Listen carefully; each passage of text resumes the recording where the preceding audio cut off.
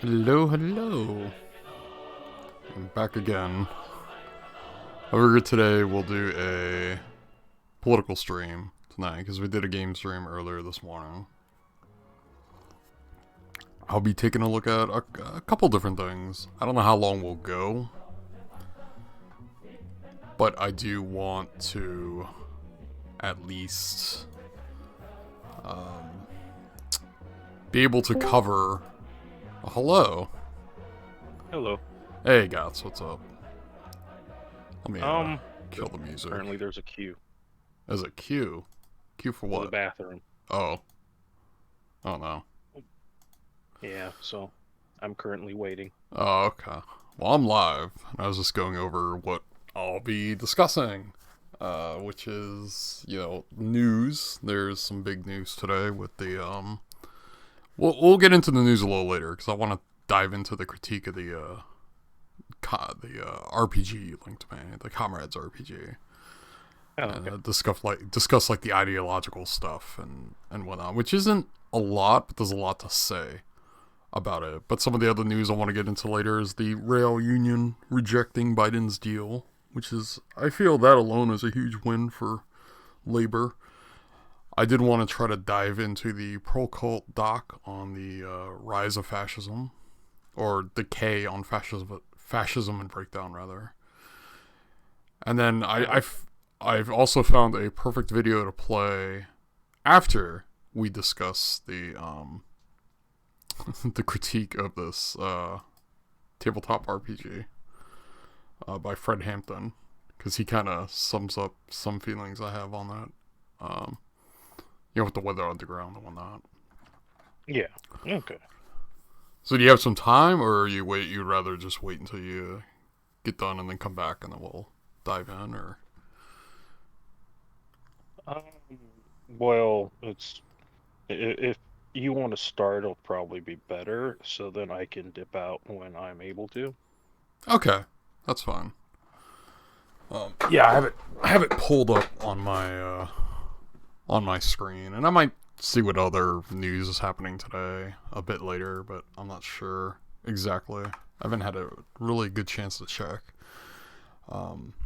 Okay, so Comrades, a revolutionary RPG by W.M. Akers. You showed me this. Like, you were like, hey, there's this game that sort of you role play a revolution, which sounded great when you first told me, but then you were like, oh yeah, there's like some liberal anarchist vibe things going on here. So what I did, I went through the book and I pretty much highlighted sections that I just stood out to me as like ideologically wrong, for a number of reasons. I think the biggest thing being, while it's like I get why people might not want to look at concrete material conditions and having a material understanding of why revolutions go the way they do, whether it's successful or not, there's this weird misconception that revolutions that have been won seem to be disregarded by someone like this that wrote this book. Like, and I'll get into it. Like, the first section I highlighted was, when did the left forget how to fight? And like, the title alone is just sort of irritating, because it's like, I don't feel the left ever forgot how to fight. I think what they're getting at, and we'll get into it, is they are talking about like weather underground nonsense, like blowing up buildings and being all militaristic, when that's not necessarily within the left's best interest right now. And like, the first thing that happened is, what happened to the militant left? And then another section I highlighted under that was, where are the students dreaming of going into battle with a textbook in one hand and a machine gun in the other? And like, I don't know, the vibes I got from this is extremely adventurous. This is like what Huey P. Newton would describe as like flunkyism. Is because it's this utopian idea.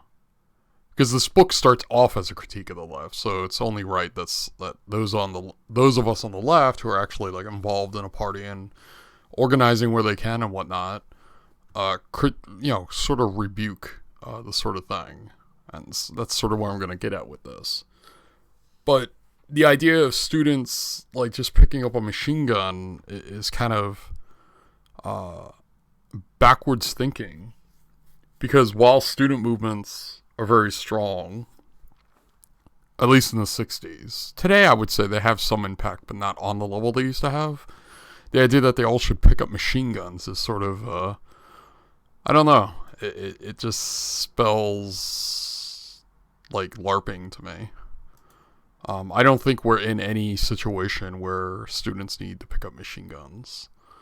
And as for the militant left, I know plenty of leftists who are like gun owners and,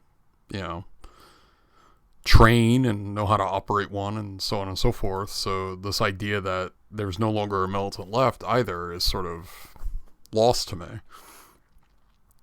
And then the next section that stood out was, where are the union organizers waging war against the bosses, the strikebreakers, and the police for their right to an honest wage? So this is implying that no union organizing is happening. And mind you, this isn't like something from like 10 or 15 years ago, this book. This is from very recently. This is from 2019. So let's read that again, and we'll try to process this. Where are the union organizers waging war against the bosses, the strikebreakers, and the police for their right to an honest wage? Well, that's happening. If anyone's paid any sort of particular strong attention to Amazon union organizers, which I have a video on. We shall watch. It's an unlisted video, but it's sort of an example of what they have gone through trying to organize. And if anyone has heard from people who are within the ALU, for example, I would say they are waging war. Again, I don't know where where this guy's trying to go with this. Like, is he suggesting like union members should be like showing up outside of bosses' houses with like guns? I don't know. Um, but unions are like popping up all over the country, and that was happening in 2019. It's increased in scale over the last 3 years, but it's also like it's kind of I find it very insulting that this author. And granted, don't get me wrong. Like, I'm not gonna sit here and critique the entirety of this tabletop role playing game because I'm not here to like judge mechanics or anything. Everything else about it seems fine. It's just the ideological point of view that I'm coming at this with. To dismiss the union struggle, especially given the news today, right? And granted, I know this was written in 2019, but we have to keep in mind that I should probably enlarge the text a bit. Yeah, that should be good. To dismiss union struggle, period, even up to that point, there was great struggle within the 80s. It is so pretentious and so chauvinistic, I feel. Especially with what unions are going through now, that it really did rub me the wrong way. Do you have anything to add, Guts? Well, some of the other stuff that came to mind has been uh, just the stuff going on with like what happened in Ferguson, Standing Rock, the various struggles in with Black Lives Matter, the Stop Police Crimes campaign, and just so many others where you see mass protests that happen and mass acts of resistance. And these are all things that had happened prior to the book being released, and that the author should have been aware of during that time. And there's of course the whole thing that with what happened with Occupy, but I guess maybe because these didn't result in any type of like revolutionary change is why it's like not mentioned. Yeah, but Uh, the militant acts regardless, though. That's yeah, kind of what they're missing out on. I mean, and oh, go on. uh, and it is a I just think it's like there's like the I think one of the things the book didn't mention at all, but what it could say is that the left is small. There's still militant action, militant movement, and militant organizations out there, but it's also like, what do you mean by like actual militants? Like the opening makes me think that um the author associates militancy just with people picking up guns or getting into fistfights and things like that, and that's not militancy.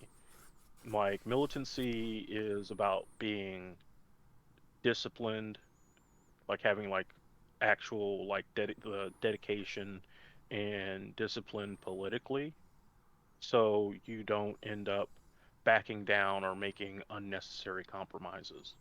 Yeah, and also having like a disciplined understanding of theory to go with that action.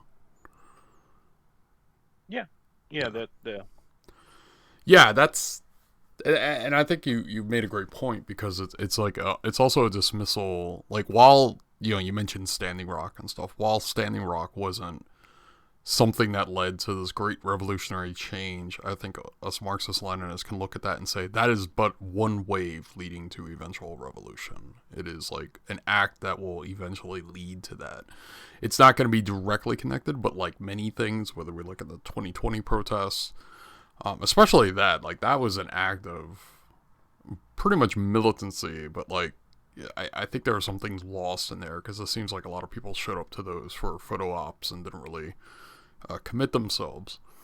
But these are like waves that eventually lead to revolution, is the way I personally like for my analysis with these things. Because you see that, like, you study any revolution, there's all sorts of events that happen that will eventually lead up to that. And there's also people who just want to ride on the coattails of the movement. The thing with people who are just there for photo ops, it's something that I can say I have seen. Um, Ever since I um,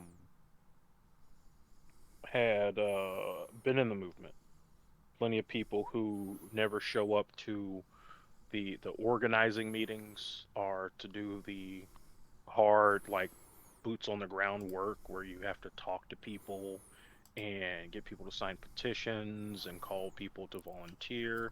There was always, like, people who you would run into who would never show up for anything other than unless it was going to be a big rally, and they were always trying to get on camera. Yeah, it's like what do we call that? Performative activism, because they don't want to put in the actual hard work, like you mentioned, of the organizing, the making of connections, the planning. It's just they just want to show up in the moment, pat themselves on the back, and like piss off somewhere or whatever. But I think another one that sort of stuck out that I've highlighted here is where are the bomb tossing anarchists, the bank robbing Marxists, and the professional revolutionaries intent on remaking the world one insurrection at a time? And I kind of laughed when I first read this because I'm like, there's no anarchists throwing bombs around. Yeah, maybe Molotov cocktails, right? That was the thing in 2020, but then that could also be disputed on if that was even like actual anarchists, because there's a lot of undercover police infiltrating these crowds and starting violence to be able to, then try to break up the protests. And then the bank robbing Marxists, and it's like, you can't rob banks today. It's just, you can't. Like, that's such a dumb... Like, I know what they're alluding to. They're alluding to Joseph Stalin, and that's fine. But, like, we are not in a world where a bunch of communists can come together, rob a bank, make off with the money, and not get caught. It's just not possible. It is an impossible thing. And the bomb throwing anarchist thing goes back again towards the Russian Revolution and pre-Russian Revolution, as there were anarchists that believed in carrying out acts of violence. Groups that were inspired by that took it up later, like in the 70s, have the most recent example. But like you said, there's other examples of like Molotov cocktails being thrown. But it's the belief in that what is it, I think the Weather Underground coined the term propaganda by the deed. Yeah. Which I have some comments on Weather Underground, but yeah, it's not good. And I mean, we're the left as a whole, right? It doesn't matter what org or party here in this country and elsewhere in the West. They're in a situation they can't, like, do these things, right? Like, I get the idea of a bomb-tossing anarchist, like, and that kind of reminds me of, like, the Haymarket riots, but that was, like, the 1800s, right? And even then, no one knows who did what, right? All the anarchists and socialists at the time were arrested. Stop, Loki. I know. You have something to say? She's just staring at me. It But starts getting worked up when you're talking about yeah, pretty much. But they all got arrested, but that was also like the 1800s, right? People forget about the surveillance state. They forget about honeypots. I mean, there's plenty of cases. you get these like far left people, they get arrested and caught because they thought they were with a comrade learning how to make bombs, and next thing you know, they're arrested and thrown in federal prison for a number of years or whatever. Yeah, there was a case like that in Chicago. That's actually how the Chicago black site was discovered. Was because some anarchists got taught how to make like Molotov cocktails, and it's it was one of those situations where it's like somebody showed up that had material, all the materials needed and all the plans needed. Yeah, and that's like And sus they as didn't, hell. they didn't like they actually made the right decision and just left the all the materials. Uh, well, the downside is they didn't throw the materials away. They left the materials in their apartment. They didn't take the any of the materials with them when they went to the protest. And so when nothing happened, what the cops did was raid their apartment and then arrest them, and then ended up taking them to this black site. And one of them actually ended up being a whistleblower. Oof. Yeah, that's why I try to tell like comrades today, especially younger comrades who are like just getting into the movement, who like they get into the Maoist mindset, and I'm just like, no, you don't want to think that way because they will trap you. Someone one day will entrap you, and then you'll be wondering why you're sitting in a federal prison. And it's like, yeah, because you thought that violence was the answer. And it's like this Western Maoist mindset, Yeah, with specifically. just like adventurism and everything. Yeah. Um, I mean, I guess really it's just kind of like the conversation is within the context of like the Western left in general, but like the left in the United States in particular. Yeah. Like, some people say, well, hypothetically, when would violence be a thing? And it's like, well, I'm not here to determine that. But if we've listened to like what Fidel has said in the past and others, it's usually when the people's hand is forced in such a way that there are no other means for them to uh, defend themselves. Meaning, there's no more like you can't peacefully protest. You can't even vote. You can't do anything. You're just you'll just be executed and killed and disappeared if you try any of Yeah. the things we tried today. Or you can vote, but not without the threat of violence and it's like because the electoral system and voting can still be there, but you can't freely exercise it. Mm. Yeah, and I'm obviously not trying to say like you know voting's like the end all be all, but like even if you wanted to vote for, let's say, a somewhat progressive candidate for city council or something, like the we have tools in the toolbox, and people need to realize we still have a lot of tools in the toolbox that could be used. And I just hate seeing when people drift into adventurism. It's because I think that there's not a lot of study that goes on in countries where there may not have been revolutions, but there is some type of success for the left in those countries at different periods. And because one of the things is like we're in a much more complex like state apparatus Oh yeah, than a number of countries that had revolutions were dealing with in the past, and a lot of their control is not dependent on just doing outright violence. The outright violence is there, but it's kind of like one of those manufactured consent things, the propaganda and the indoctrination. And it's like they haven't even talked about trying to win over the masses. They just like it's putting the cart before the horse. yeah. That was another thing I noticed in this book. There's never any talk of trying to win the support of the masses. It's just like pick up a pipe, pick up a Molotov cocktail. Okay, you're a revolutionary now. That's the feeling I got. But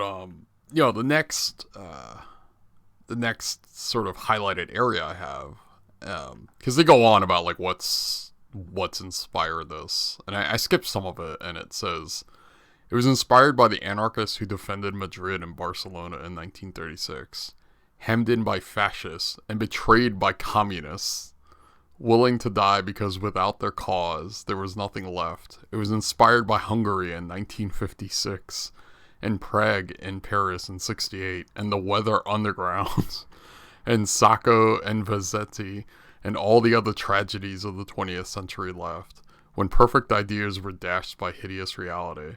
I have so many problems with this, like this little opening line here, You because see the whole like anarcho-liberalism thing. yeah, it's I can't even say it's anarcho-communism, right? Because I know ancoms, and they're not this reactionary, right?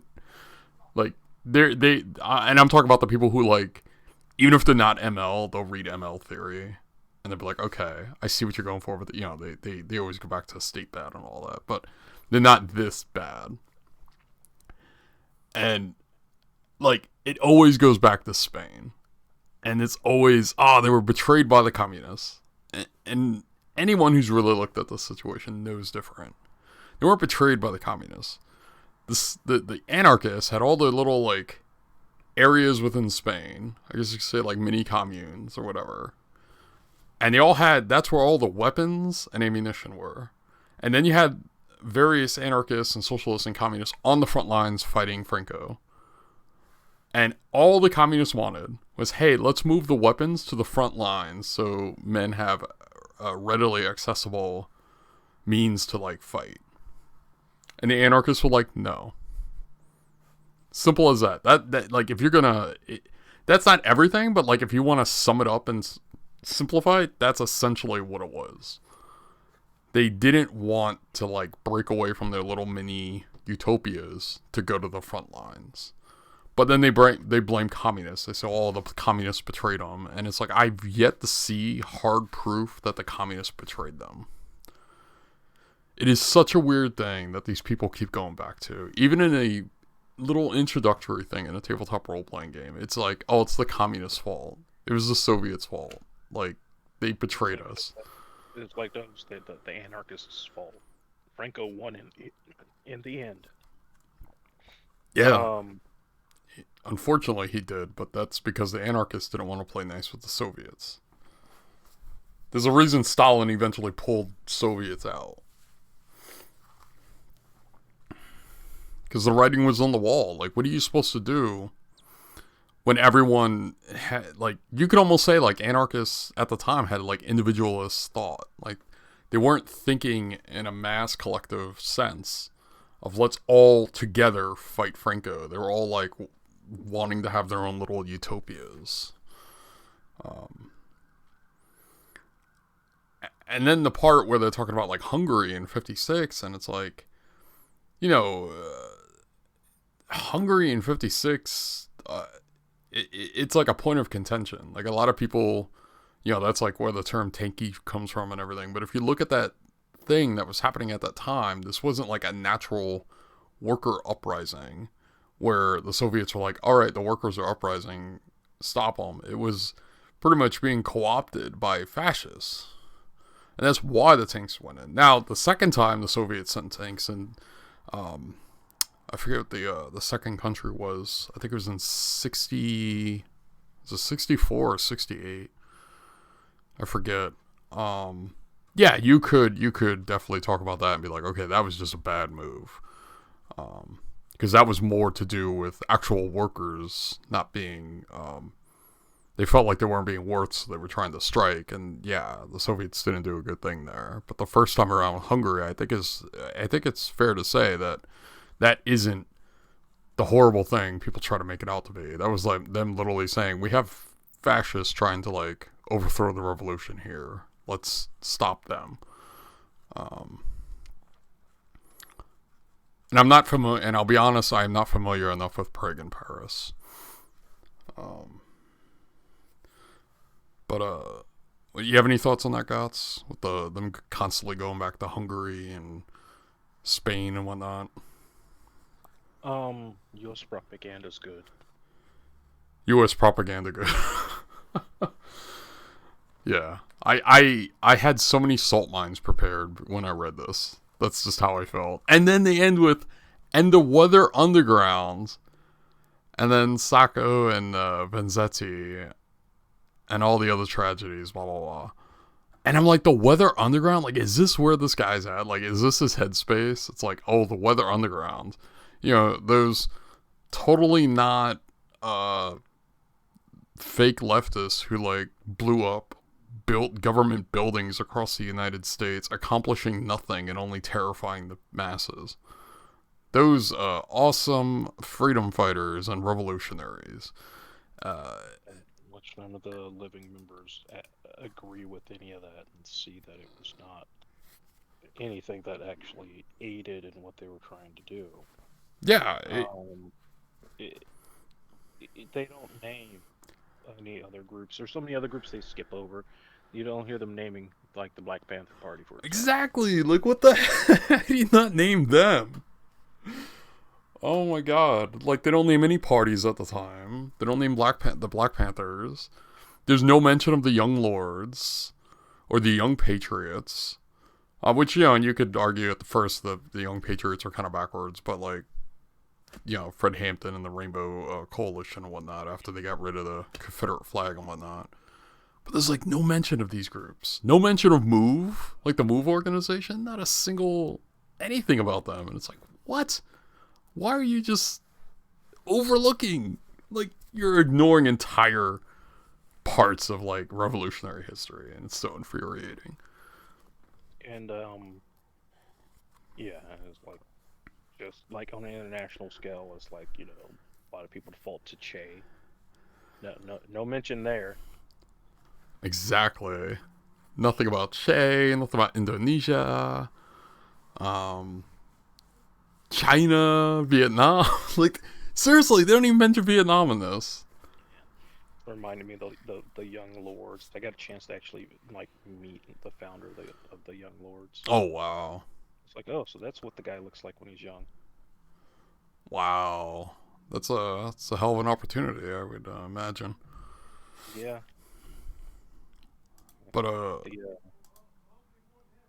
It's just so. I just think politically missing the mark. missing the mark. They flew over the mark. They were on a speedboat, hit a ramp, and like flew over the mark, and a shark jumped over with them. Like, Jesus Christ, I have no idea. Like, even okay, I get it. Like, I've met some people who like, they're not communist, but they're like progressive. And they'll be like, oh, I don't like China, I don't like this. But you mention Vietnam, and they're like, yeah, Vietnam's alright. And you would think this person would at least mention Vietnam. Not even that. Yeah, Vietnam's all right. Usually because they don't know anything about it. Well, I know, but The like, United States has not decided, or more specifically, MSNBC has not decided to tell them not to like it. that's true. And I'm just playing devil's advocate in that, like, because I'm thinking of like my therapist. Like, she's like an old hippie type, good lady, but she has that sort of, you know, liberal / progressive mindset. But anyway, Kind of left on certain domestic issues and super reactionary when it comes to anything international. unfortunately, yeah. But yeah, the fact they just like so focused on like the weather undergrounds, it speaks volumes, right? And then they mentioned some movies. I didn't really like know much of these they were mentioning, so I didn't really highlight it. And then but below that is it. Battle of Algiers. Well, at least they mentioned the Battle of Algiers. There you go. I haven't seen it. I know it's bad on me. And forever, I do not remember most of it. Yeah, it's bad on me. I haven't seen it, but like I seen these and I was just like, okay, I'm not even gonna like comment on these because I just don't know. But below that, there's faced with the rebirth of fascism and the normalization of hate, the left in America and elsewhere has responded by whining, by squabbling, by repackaging the same tired ideas and begging us to believe that they are new.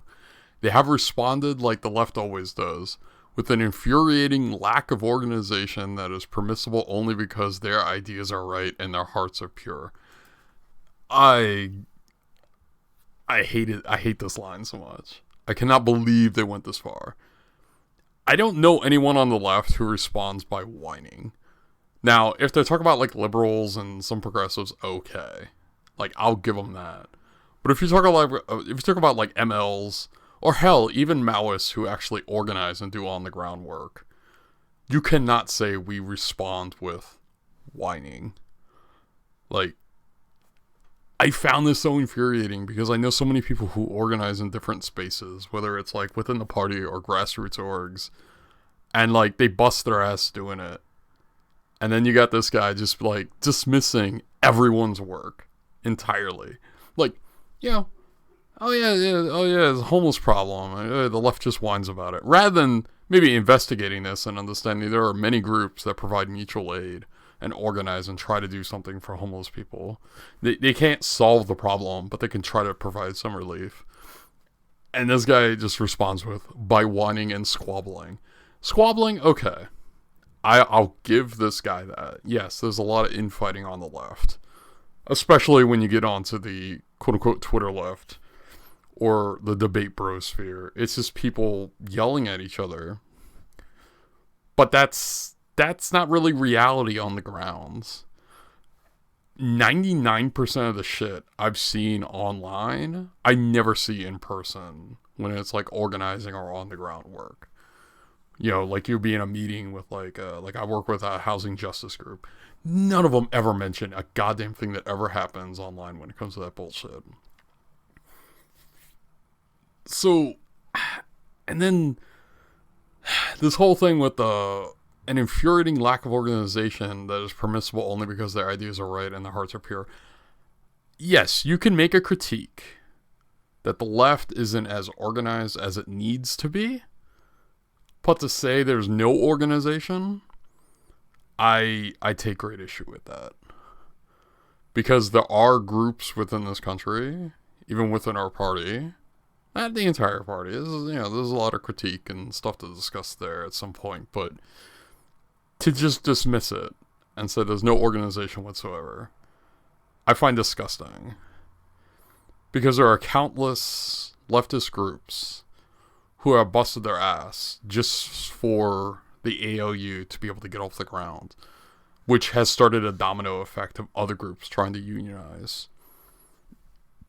And not all, because right now our anti-war movement is kind of shit, but there was some good anti-war stuff going on back in 2019, with the whole Venezuelan thing. And I think that shows a good sign of organization happening. I think there's valid critique one could make on how well that organization is, how cohesive it is, how effective it is, but to say there's just nothing, I think is wrong, and it really pissed me off, and I ended up accumulating much salt from it. What do you have to say, Gots, on that? Well, it's like I don't know about much about whoever wrote it. Um, but I think that the um issue was like there's a lot of different left organizations Yeah, that exactly. are various levels of organization, and it's just kind of like dismissing that or acting like it's not existent. Like it's not that informative. I had hopes that there would be a lot more like actual um Like actual critique. critique and actual information in the book. There's like just I mean like no mentions of even like the DSA has a pretty large membership. They've been able to grow a whole lot. I mean like you could at least use that as an example of some type of like organization happening there. There's uh, FRSO, there's CPUSA, and PSO. just PSL. There's like a lot of like, and those are just naming like groups that are um, usually somehow connected to each other. Because like if people know like their history, they know like if you go back far enough, all these organizations were like connected. Even the DSA to the CP Yeah. at one point, and Because if there's one thing the left knows how to do, it's split. Yeah, like if this was a critique of splits, or a critique of just how we're kind of scattered because everyone has egos, and people sometimes when it comes to the various groups, you have people in leadership who don't want to put in the work and are just comfortable with where they are. Um, okay, I'd be like, that's valid. I'm fine with that. I'd be like, I have no issue because it's true. It's like there was just too many groups, to be honest. And because of this is why anything substantial would need some sort of big tent approach to actually make anything meaningful happen. I mean, Chile has seen this recently, but they actually got their shit together and won elections with their Big Ten approach. Um, yeah, it's I think what just angers me about this the most. And again, it's not the game itself; it's just the ideology that the author is coming from. It's the laziest of critiques. It's not like it's trying to be super informative or trying to what's the word? It's not trying to like have a constructive, insightful, detailed critique. It's just like a couple of words, a few lines, and that's it. There's no like, here's what I mean by this. And granted, I'm not expecting like a tabletop RPG to be like a theory book, but my view is if you're gonna make such bold claims against the left, you need to in detail explain these things. Otherwise, it leads to people like myself having a salt mine ready to critique their critique, as it were. Um, and then I don't want to spend too much time on that because it's like I think it's pretty clear there is a lot of organization happening on the left. Some of it, could it be better? Sure, absolutely, it could be better. Is there no organization happening? No, absolutely not. There's organization happening. You could critique it depending how it's going or the strength of it or whatever, but it's definitely, I think all groups that are actually involved on the ground work and is not like a terminally online thing is definitely doing what they can with the resources they have. And then the next part is I created Comrades to remind us how we used to fight. I hope that a few hours on the front lines of an imaginary revolution will steel you for the unromantic reality of fighting for change, calling your representatives, working for charity, running for office, and speaking out, not just against what we hate, but in favor of what we love. And it's like this critique of like actual on the ground work. I mean, running for office, there's nothing wrong with that. I would say if you're a socialist or a communist and you're running for office as a communist, or at least at the very least an independent, and you stick to your guns, win or lose, nothing wrong with that. Like, that's good. Um, Working for charity? Who said it has to be for charity? You could be working for mutual aid. It doesn't mean everything has to be charity. And calling your representatives, well, that's just the reality of anybody in our position. Like, there's not a whole lot you could do. That is the dirty work. That's the stuff we don't like. That leaves the bad taste in our mouth. But what are you supposed to do? Right? Like, if you're in a state where they're stripping away trans rights, do you just sit there and be like, well, I'm a real revolutionary and I don't believe in voting or campaigning, so I'll just sit on my ass while my rights get taken away? No. You go out, you protest, you make your voice heard, you call your representatives.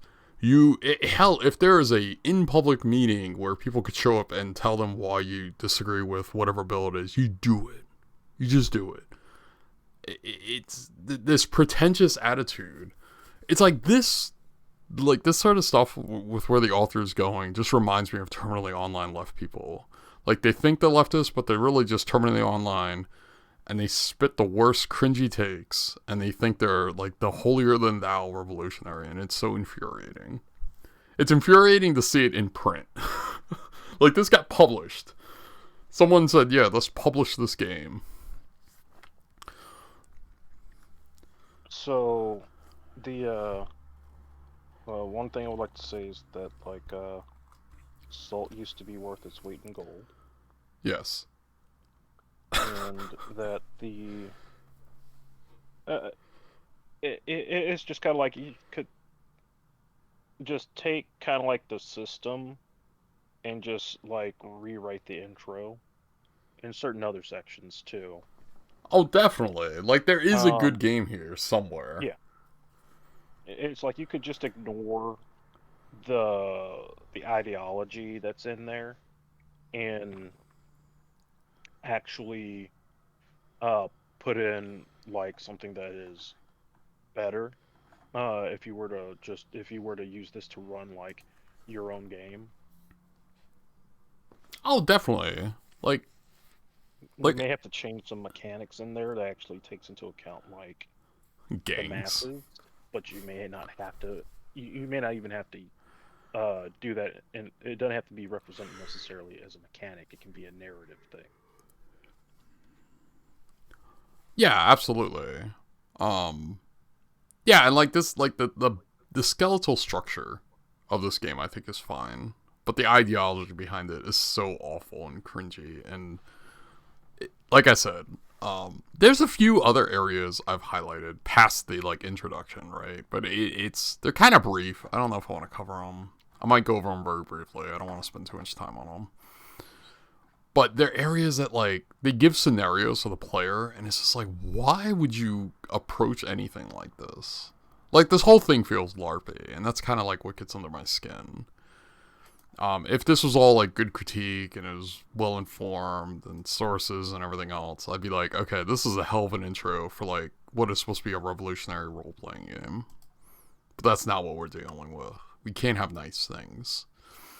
And they have a whole note on like ideology. Um, but under the section fight, it says refuse compromise. Right. So Comrades is a revolution and a fictional one at that. Okay, I give you that. It's not real. Forget being civilized. Fight for what you want, and don't let anyone, even your comrades, get in the way. I take issue with something like that because it's like there is always going to be compromise, at least among those waging revolution. It's not a matter of like those waging revolution compromise with the ruling class. But this idea that you don't even listen to the critique from your comrades, that's like what I got from it. I just sort of looked at that and said, that's such a weird, just a weird way to reward stuff. Like, don't let anyone in your way. Okay, cool. But even your comrades, like, don't let them get in the way. What if they have critique? What if the situation is like a critique because of how you're going about what you're trying to carry out? It's so weird. I don't know. I didn't really just didn't vibe with me very well. And then, there's a section called Why Play This Game. And again, I just highlighted certain things. Because in real life, you will probably never get to start a revolution. I despise this. And it's not that I sit here thinking, oh yeah, I'm going to be like the one to start a revolution. But to be so dismissive and say, oh, you'll never see a revolution or you never like contribute to something, I think is a slap in the face to everyone who actually calls themselves a revolutionary or a Marxist Leninist. Like, did the Black Panthers start a revolution? No. But god damn it, they laid a hell of a blueprint and they planted tons of seeds for revolution. And I don't know, that line just really just rubbed me the wrong way. I think it's very dismissive to those around the world who are trying um to just fight for a better world. And then the next line is because fantasizing about fictional revolution will help you cope with a reality in which political change is not so exciting. My hope is that this game will give you the strength to be a little less compromising and free you to demand government live up to your beautiful ideas. Okay, I get what they're going for here. But again, the tone of a lot of this stuff in this book is like so dismissive of actual people organizing on the ground that it's infuriating. And like I don't want to circle back to that too much because then we'll just sort of be repeating ourselves. But then there's like other things like they have a gang system, which I just thought was so weird. It's like why would you label it gangs? Why wouldn't you call it something like cadre? It's just the wording is weird. And then they have a like an example, right? Well, So if it's, can I say something real quick? yeah, yeah, yeah. Well, just in my mind, if it's the idea, if it's coming from like certain anarchist trains of thought, it's like they see like lumpen proletariat as being more the main mover of a revolution than like the working class, the declassed, the people who have rejected uh, capitalism, maybe not theoretically, but in practice through criminal activity, are Yeah, more of I the where the seeds of revolution happen than where the Marxist standpoint and some other anarchist trains of thought standpoints where it happens among workers and peasants. but like okay, even on the lumpen proletariat, we could look at like the Black Panther Party because they talked a lot about the lumpen proletariat. But ultimately, it came down to that the proletariat needs to educate and organize and mobilize the lumpen proletariat. It's not that they're not treated as like some magical entity on their own that's just like suddenly they're gonna do a revolution. So like, ah oh, man, I don't know. I'm getting very sour right now thinking about this. You get what I'm saying, obviously. You what you call it need to go back to the old Rev Left forums. No, no, I don't. I don't. I won't. No, but it's like that's the reality. It's like okay, you want to like cool. Like I'm glad you brought that up. Like I get you're trying to bring their point of view up, but then I just respond with, well, here's how the Black Panther Party looked at the lumpen proletariat, and it was true.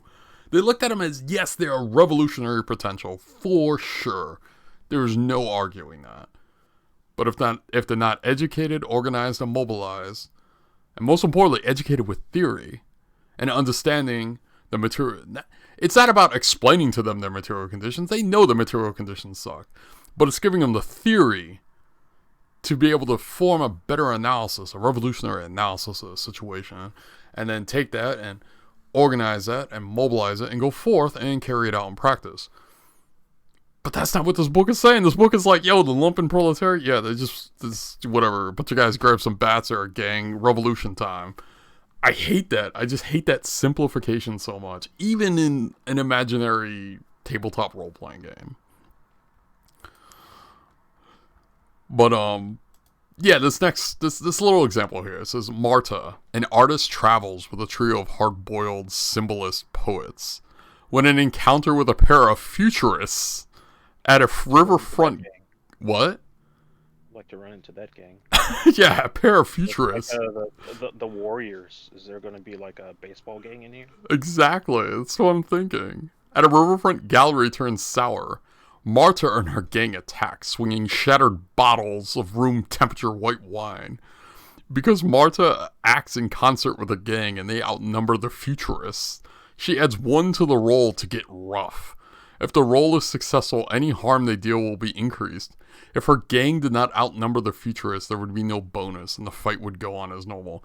Like, even this example, so like, are you telling me, like in this book, because like what I got, the idea I got was like, you just have gangs of like, quote unquote, comrades running around, and then suddenly like, there's situations where they're like swinging shattered bottles around, and I can't help but laugh because it sounds like something that like, someone who read the Communist Manifesto once, and then they think, okay, I read that book, I know everything about communism, and then maybe they seen like they listen to some punk music and they think they have it all figured out. That is how this like really boils down to me. It's just so absurd. Um, Well, the revolution brought to you by lukewarm table wine. yeah. I'm trying to see what other highlighted parts I had that. Yeah, Um, the pathways. yeah. Okay, so the thing I highlighted was to better understand what's happening off screen and to keep the campaign moving to its inevitable climax, each party may progress along one or more pathways to revolution. The pathways are force, organization, zealotry, mayhem, and fellowship. And then, like, if I go down further, one of the things, just the description of this, just like, mind you, that is the dumbest, like, things to be like, this is what leads to revolution. Mayhem, you are not going to have a revolution full of mayhem and it'll be coherent and something good comes of it. That's just not how anything works. Force, sure, you could look at the Vietnamese Revolution. Yes, it was armed struggle, but also organization followed. And they had courage that a U.S. soldier could never match.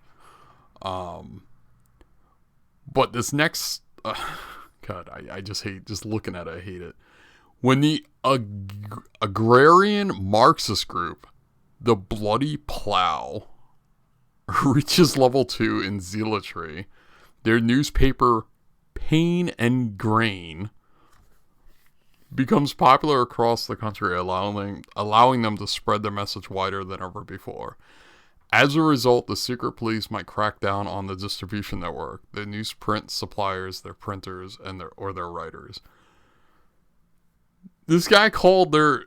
And I get it, it's all imaginary, but it really speaks to the mindset this author's coming from. Their newspaper is called the Pain and Grain, and they're an agrarian Marxist group called the Bloody Plow. This is like comic book level shit. You have anything to add? I got a chuckle out of it. Yeah. Like, I'm not, like, this isn't something I'll lose sleep over, but this is just like, the first time I read that, because, again, I was going through the whole book the other day, I had to go back and read it again. I said, hell fucking no. Are you kidding me? Like, is this a comic book? It is just so weird. And, like, Force. Okay, so I think I went through and I highlighted. We'll go over each one briefly. But, like, these are the pathways, right? This is how you, like, quote-unquote win. Or what leads to revolution, whether it's successful or not in this game. Like, kind of like the story. It's kind of like a story progression depending upon actions the players take. Yeah. And that makes sense. Like, but I think it's the framing of these things that's kind of, again, this goes back to the ideological stuff. So Force, the preferred approach for parties that lead with their fists. Force represents the ability to fight openly, whether with the police, the army, or rival groups. The more the party relies on overwhelming violence, the more likely they are to advance in force and reach the point where leftists are mistaken for fascists. Okay, and that's fair. Like, that little bit, yes. If you're just some quote-unquote revolutionary group and you're out here, I don't know, having, like, fucking brawls every day in the streets, could it get to a point where people mistake you for fascists? Yeah, because guess what? Not everyone likes violence. There were people in Ireland who lost faith in, like, the later interpretation or the later representations of the IRA because the violence got so out of hand that now just innocent people are getting caught in the crossfire and it was no longer, like, targeted things. I'm not saying, like, all Irish people lost faith. I'm just saying some did. It doesn't mean they, suddenly, like, Britain or something. It was just so much violence was happening. People's, like, Irish children were dying within this violence because, you have just bystanders getting caught in the crossfire of those. Yeah, welcome to war. Yeah, welcome to war, and that's why we don't advocate these things. So there's a few things here. They have your party institutes weapons training. All comrades become proficient in small arms and basic hand-to-hand combat. Your party establishes a core of highly drilled street fighters, around 10 of which are available at a time, who are a match for similar numbers of police. Your party adopts uniforms or armbands. When these are worn, most people are frightened by your appearance while your enemies attack on sight. During an election, your party may increase its turnout through voter intimidation, violence, and fraud. Your organized shock troops may take to the streets and attempt to seize power in a pitched battle with governmental forces. So, like, all this, none of that is how any force would ever be used by a leftist group. No one is going to, like, I mean, I guess if you're Gonzalo, like, if you're some Gonzaloid, okay. But, oh my god, it just sounds like the description of, like, a right-wing group, to be honest. And no leftist group would be like, yeah, we got shock troops ready to go. And the whole thing about like we're gonna walk around in a uniform and armband. It sounds like just fascism. Um, Sounds sus to me. yeah. And then they have organization. Perhaps the most difficult pathway to walk. Organization represents a party's infrastructure, communications, and logistics. The better organized a party becomes, the more respect they gain, giving them a chance to take power legally. Yeah, no shit. That's how organizing actually is. It is a hard path to walk. And there's You a can also do organization and still not be able to take power legally. that's true too. We've seen that in past. You could look at past Latin American elections. Granted, America got interfered and whatnot. You could look at Brazil a few years ago where they locked up Lula and then Bolsonaro won, and But you got to take that into account. That's all part of it too. yeah, The the whole relationship between the national and the international. yep. And then so it's your party is tightly structured. When you need help from party headquarters, you can usually get it. When they give you orders, expect them to be followed to a letter. Your party plans ahead. When you need a safe house, a covert route, or a person on the inside, you have one. Your infrastructure is state of the art. When you require supplies, you get them as rapidly as the era's technology allows. Your party is respectable unless your behavior is blatantly illegal. The police tend to leave you alone. You may call for an election and attempt to seize power through legal channels.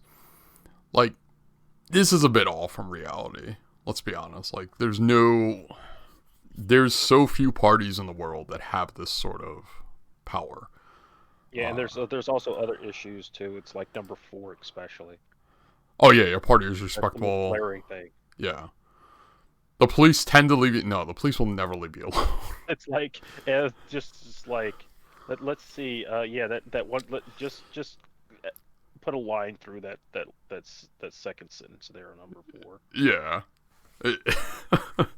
Oh yeah, the police. Oh yeah, it's a communist over there. They're highly organized, very well done. Very well respected. They're causing hell for us, but you know what? We'll leave them alone. And they wear suits too. It's like that's so. But yeah, you're right. That's like the most absurd thing. But this is so like divorced from reality because it's like the only party I could think of, like truly, there's two. Actually, no, there's two parties that match this to a T. Communist Party of China and the Workers' Party of Korea. That's it. The only two parties that have such They're power. like ruling parties. Yeah, because they control the government. Like they didn't come to power though. That like the way this outlines it is like it's like they didn't come to power because they got elected. No, they came to power because they had no choice but to fight, and Like the that's places that I could imagine that the police respect is like the South African Communist Party. ugh, yeah, it's so bad. But that's also again like they may not be a party that they may not be like a ruling party, but they are in a ruling coalition, and the reason they get the respect from the police is because of after a protracted struggle against the apartheid state, and so there's different police now.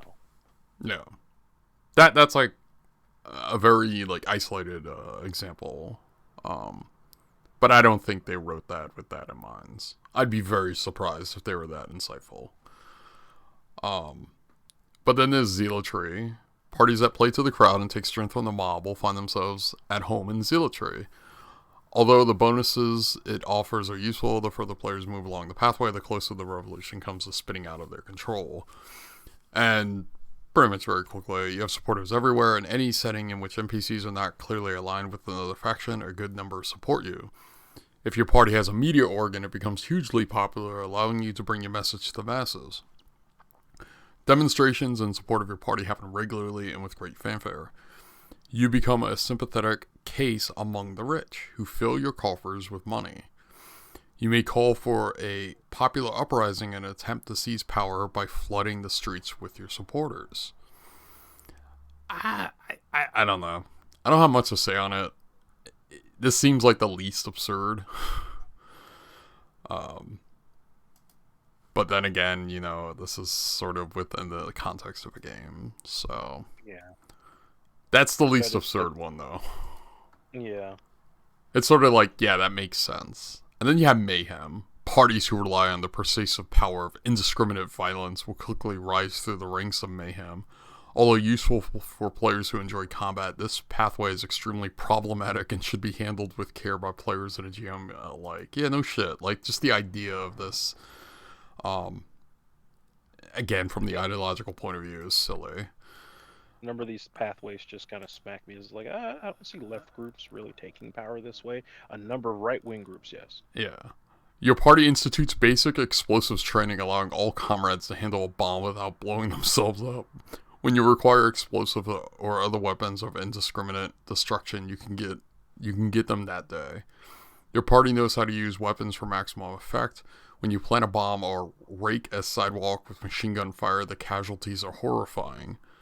If you wish to assassinate someone important but who is not the head of state, you can get close enough to plant a bomb or take a shot at them. You may mount a massive campaign of chaos across the capital and attempt to seize power by driving the populace mad with fear. They've described the Weather Underground and fascist groups. Like, that's what I got from this. Yeah. It's just like, wow, this is not much of a comrade game. And then Fellowship. Well, I don't think number 5 is what they thought would happen. I think what came to the Weather Underground propaganda by the deed is this like class consciousness with like just kind of like popping people's heads if we destroy these mass symbols. Does it feel like there's or seem like there's a bit of idealism there? Yeah. That That's if it. I just go take a dollar bill out of my pocket and light it on fire, someone's going to be like, I understand capital now. You light a dollar on fire and it's like, alright, revolution won. Capitalism overthrown. And there's Fellowship. For parties who believe a spirit, the cores, is more important than ideology, nothing's more important than ideology. Fellowship may offer the clearest path to power, the only pathway that grants concrete mechanical rewards. It is designed to encourage players to value their bonds with each other above all else. Your party recruits friends. Each new comrade starts with an additional +1 bond with someone in the party. Your party recruits talented people. Each new comrade starts with an advance. Your love for your comrades is powerful. Add 1 to all rolls to cradle a dying comrade. Your bonds transcend all barriers. A dead comrade returns from imprisonment, exile, or death. The bond of trust between your comrades is so great that you may organize a tightly planned plot to assassinate the head of state and be reasonably sure that none of your comrades will inform the authorities. So is this like Cool. Friendship is magic. Yeah, I was just gonna say that. Like, that is what I got from this. It's just like, listen. If we care for each other enough, revolution will just happen. And I mean, that's not even. It's not even that struck out to me. I mean, like, I resurrect people. oh yeah, that's too. Like Juche magic, or Juche necromancy. You just bring people back. You just love them so much they come back. Yeah, we need to do that for a few revolutionaries. Yeah. Who've been assassinated by the U.S. government. Bring back Fred Hampton and Huey. Yeah, bring them all back, right? I mean, this might as well be like the Comrades with magic, like, just sort of like. I don't take like serious offense to this because it's so out there. It's sort of like whatever. But again, from like an ideological standpoint, it's like utopian. I don't know if I have any other things highlighted. That might be about it. There is the Comrades section, but I didn't highlight anything under that unless there's something you want to go over under there. Start out with, I think, the Demigod. Okay, hold on. Let me. So the Comrade section. As I remember you mentioned this. We were talking about this earlier. So the Demigod. The Demigod, a rabble rouser. The Demigod uses words to manipulate the masses, inspire his fellows, and gobble up as much power as he can hold. There's a lot to say about that. Is that the section you were talking about, or is there like a more detailed section? I mean, like they have more detailed sections. These are just the short entries of them. These most likely will suffice for discussion points. Yeah. It's just kind of like you see these. It is like, well, that sounds bad. Oh, excuse me. Go on. Like, this is the Demigod sounds like a person that if you had in your group, you would want to if you were to go out to like a protest a few cities away, you probably would leave them there. Oh yeah. Just be like, listen, you're too what's the word? Toxic. Toxic, egotistical. The demagogue sounds like the type of person that a number of left organizations have fallen apart because of. Yeah, definitely. I would agree. This is Um, the demagogue has. This is the person that's going to cause uh, your organization to appear with hashtag Me Too on it. oh no. There's too much of that happening in certain orgs as is. Um, yeah. Is there any other ones, or because I didn't really go through this, so I don't have anything prepared or thoughts gathered. Yeah. Well, I understand that it's like yeah, it is a made up game, and it's just some of the stuff can just be like, well, if I were to run it, the changes that I would have to make, like I would make changes to the demigod, most likely changes to the mystic. Um, the artist is okay. Like some of these archetypes are fine. There's also the professional. Like some of these I like. Like I I guess can that would be your imagine. Che Guevara, maybe the Yeah, if you professional. were like further in to the one thing I remember, like they didn't have was like there's like the intellectual. Let's Like see. there's no. Is there an intellectual somewhere? I'm There, looking. No, there's the student. which is weird. There's a student, but not the intellectual. There's no peasant either. Yeah, there's the worker. They have the brute. It's like I would just rename probably some things and replace things. The Let's go and pull up the Some of demi. these may have been drawn from watching docudramas. That's what it sounds like. Yeah, the demagogue is just like that seems like the worst because even the full description talks about like it's all about manipulation of friends and enemies, NPCs and comrades alike. Yeah, it doesn't sound very camaraderie if you're manipulating people. Yeah, I don't know. That's pretty. I think that's all I've highlighted though. Yeah. So it's like, Some of these sounds like what should be instead antagonists. oh, okay. The last part I have is about like the ideologies in the game Oh yeah. because I looked. I didn't highlight the center or the right, but like the left again, just That missing so last one much. sounds pretty cool. Which The less? on the left, go to the left, in Oh, the very last ideology on the left. the Fedotov school led by. No, no, no. Oh no, that wasn't the last. See, I didn't see. Go up the previous page, 122, last one on 122. Oh, 122. Oblatism, an ideology that swept through the upper crust of a few for a few heaty weeks in late 1914. Its main tenet is relentless, numbing intoxication, kept up as long as the money holds out.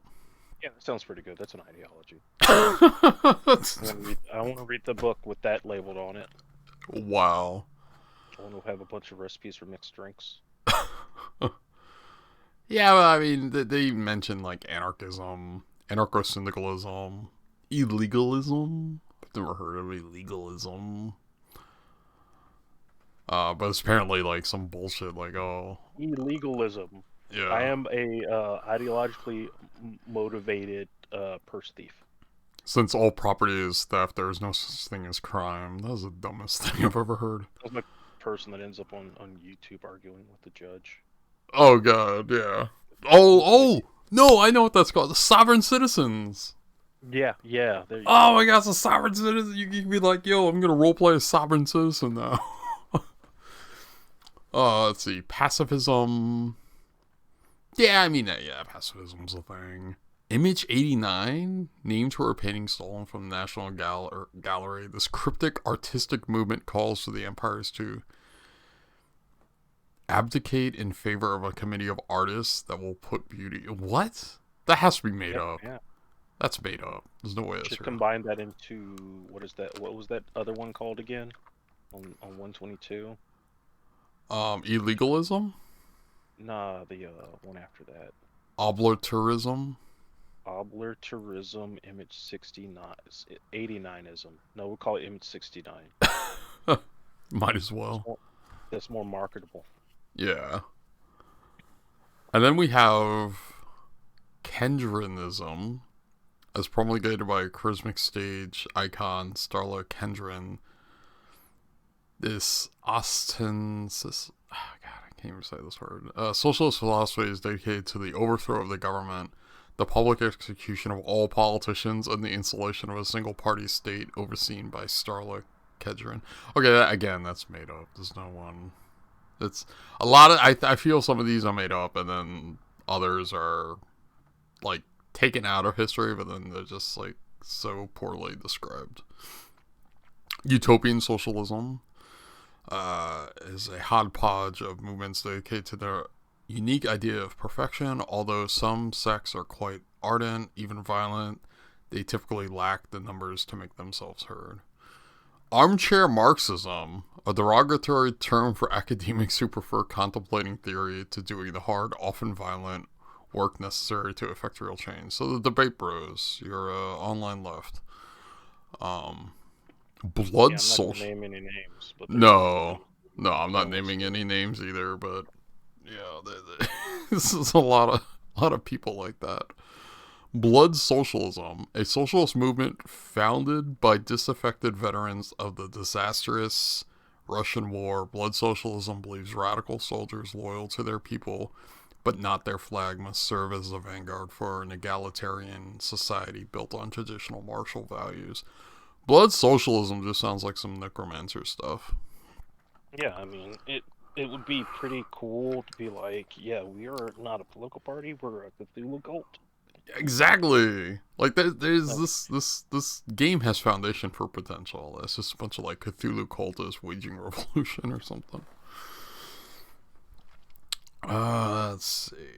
this Strain. last one. The Fedotov School.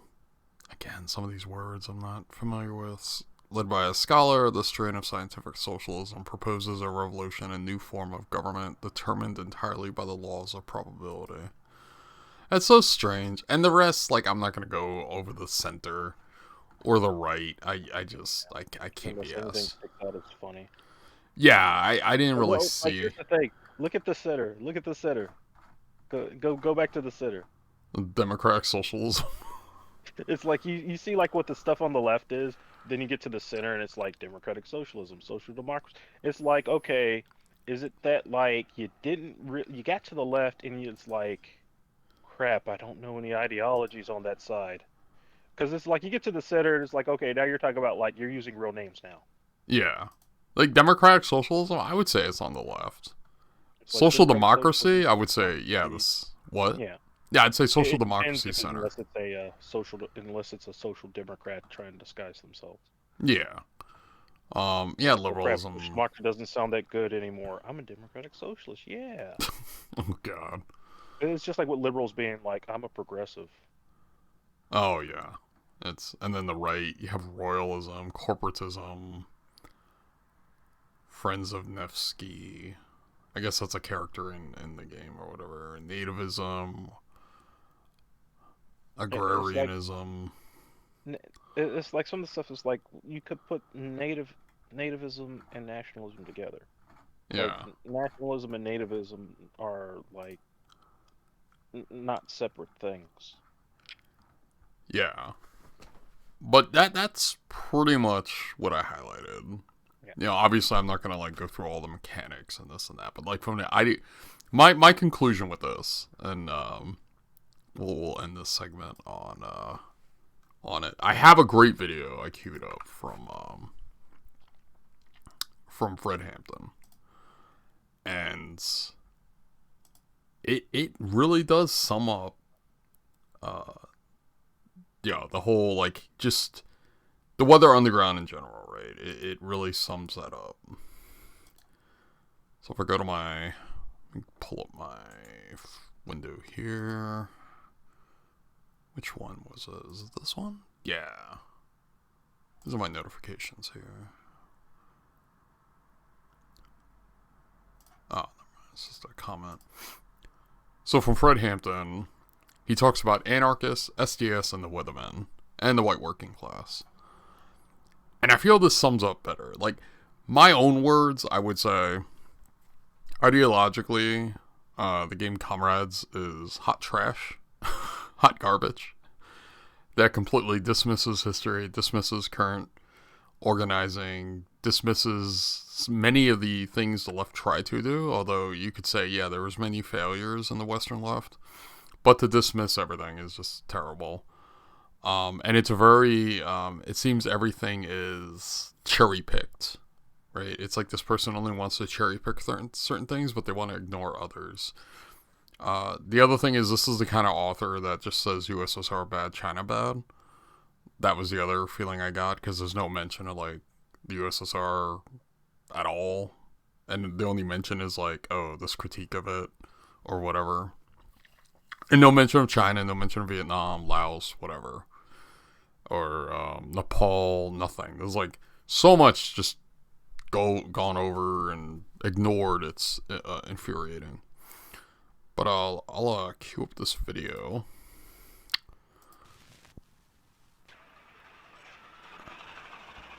I don't think it has subtitles. Maybe it does.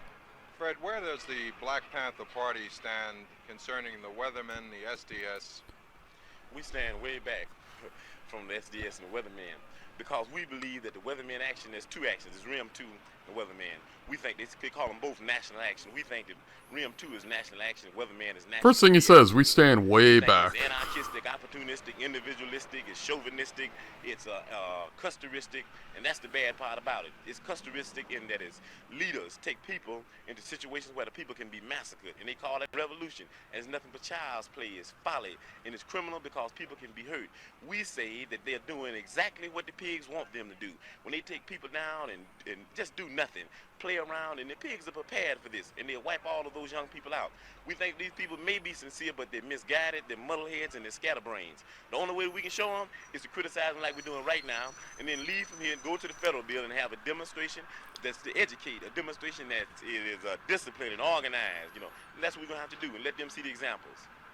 Tell me why you feel the approach of the SDS Weatherman is wrong. I feel it is wrong, just as I said before. No, don't tell me just you said before. That's why I asked you again. Just answer straight, because in case we use this part. I feel that it's wrong. Let me ask you again. Why do you feel that the approach of the SDS Weatherman is the wrong approach? I feel that it's wrong because it's pig action, you see. They're doing exactly what the pigs want them to do. They're leading people into a situation where it's an astronomical situation, too great for the people to deal with. Chairman Fred was like so on point with his takes, even way back when. Magnums and shotguns and mechanical mace and all that type of thing. And then they're talking about they're going to carry on a revolutionary struggle. That's not revolution, it's insanity, it's madness, it's nostalgia, and it's a massacre. That's what it's potential massacre, that's what it is. And we don't support that because we've said all power to the people. All the power is manifested in the people. We don't have any people whose lives we believe that should be thrown away. Has the Weatherman SDS tried to get you to go on their side? Have you met with them, and what happened? We met with the Weatherman faction of SDS several times. We've had ideological struggles and we have ideological differences. So what we did was we had the other faction of SDS that agreed with the Black Panther Party called for an alternate action, a well-disciplined action not to provoke pigs, an action not to talk about setting up confrontations with the pigs, because the people are not ready for confrontation. These confrontations that they have are premature. They're politically premature, and they're wrong because they commit people in a situation which they're not anywhere prepared for. Well, why do you think the Weatherman SDS tried to link the Black Panther Party to its movement? I don't know if it was actually the Weathermen of SDS. I'd have to say that it was the establishment press that is nothing but a tool of Warden Nixon's machine. We call him Warden Nixon because the whole world is a penitentiary, and he's just a warden of the whole world. And you see, these people are just an arm that he uses for fascist oppression, you know. And I think today, these fascist news media might have did that. Now, briefly, how would you sum up what the Weatherman SDS is trying to do and what you think of what they're trying to do? I'd say that basically they believe that white people need to learn how to struggle. that they believe that these white workers need to learn how to struggle through confrontations. I'd have to say that basically I believe that this is incorrect. I believe that white workers have been struggling. They're some of the most violent people in the world. I believe that what they need is they need a redirection in their ideology and in their politics. They need to know who to struggle against. The workers need to start to begin to learn that their job is to struggle against the bosses. And until they do this, then struggle is incorrect. It's like no struggle at all. We say that if you don't struggle correctly, you shouldn't struggle. But you should struggle. We said dare to struggle and you dare to win. Dare not to struggle and you don't deserve to win. But we have to struggle properly. What about the special approach of Weatherman? Which, on that note of struggle that Fred Hampton mentions, we'll obviously be getting into some of the news in a few Which minutes. seems to be violence. Well, you see, I don't think it's really violence, you know what I mean? I think it's just a lot of folly, a lot of child's play. I think that to have violence, you've got to be able to cope with violence, you know what I mean? And that's what the Black Panther Party, a lot of people say we're violent. We're a self-defense organization that believes that the people should be educated what's going on. Yes, we do defend our offices and we do defend our homes. This is a constitutional right. Everybody has it. There's nothing funny about that. The only reason they get mad at the Black Panther Party when they do it is for the simple reason that we're political. And they don't want to admit this. There are a lot of young organizations around, but we are a political organization. We're an organization that understands that politics is nothing but war without bloodshed, and war is nothing but politics with bloodshed. That it's just like you stretch something, and it goes, you can stretch things, they'll go into being another thing. If you stretch politics so long, it'll be war, and that's where we're at. Well, then why do you feel it's so important for the Black Panther Party to disavow any real link with the Weatherman SDS? I think it's important because there are a lot of people that watch the Black Panther Party for examples. They observe us and participate with us. And if we can be connected up with this, then it would be very unadvantageous to the people and very unadvantageous to the struggle, in that people that claim to be revolutionary would be going down roads that they think might be revolution, but in fact they're not roads of revolution. They'll be going east when their intentions are going west. And also it's important because Chairman Bobby Seale is in town, and he's being tried by this fascist judge Adolf Hitler Hoffman, you know, and he's being tried without a lawyer. And we've got to bring all of the attention and focus on this trial that we possibly can, so that people can understand that these people are more capable of building gas chambers than Hitler ever was capable of building gas chambers. And we're going to have to get together. We're going to have some anti-gas chamber marches, and some anti-fascism marches, and some anti-Hitler Hoffman marches, and some anti-Mussolini Attorney General Mitchell marches, and some anti-Daley and some anti-Hammerhead marches. These are the things we're going to have to do. The people need to be educated. If they're educated, we can resist and we can stop this fascism. Okay. All right, thank you. That's like so well said.